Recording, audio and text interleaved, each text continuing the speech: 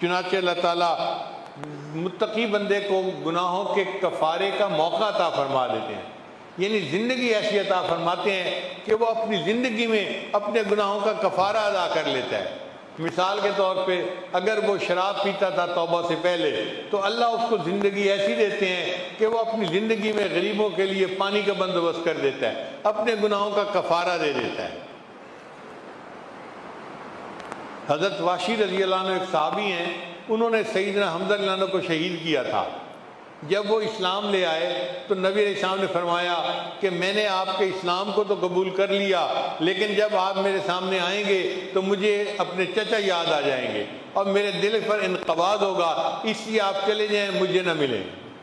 حضرت واشی رضی اللہ عنہ اس کے بعد نبی علیہ السلام کو پوری زندگی دوبارہ نہیں ملے، مگر وہ فرماتے ہیں کہ میں سوچتا تھا کہ مجھ سے عالم کفر میں اتنا بڑا گناہ ہو گیا، کاش مجھے موقع ملے اور میں اس کا کوئی کفارہ دے سکوں۔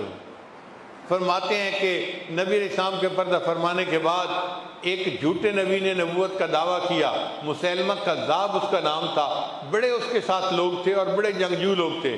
حضرت صدیق اکبر عنہ نے حضرت خالد بن ولید عنہ کو اس کے مقابلے کے لیے بھیجا۔ اس لشکر میں حضرت واشی عنہ بھی تھے۔ حضرت واشی عنہ فرماتے ہیں کہ میں یہی سوچتا تھا کاش مجھے کوئی موقع ملے اور میں حمزہ عنہ کو شہید کرنے کا جو گناہ ہے اس کا کفارہ اللہ کے سامنے پیش کر سکوں۔ اللہ کی شان دیکھیے، اس جنگ میں حضرت واشی عنہ نے مسیلمہ کذاب کو قتل کیا۔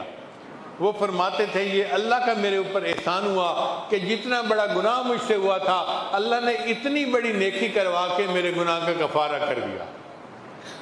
تو متقی بندے کو اللہ زندگی میں اپنے گناہوں کے کفارے کی توفیق عطا فرما دیتے ہیں۔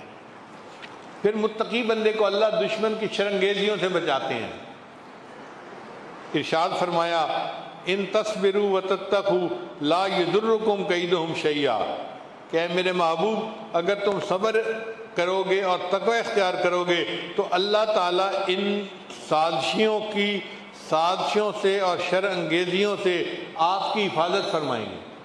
بہت سارے لوگ میرے پاس آتے ہیں اور یہی کہتے ہیں ہمیں جی فلاں نے تنگ کر دیا، فلاں نے تنگ کر دیا، کاروباری شیئر ہولڈر نے تنگ کر دیا، پڑوسی نے تنگ کر دیا۔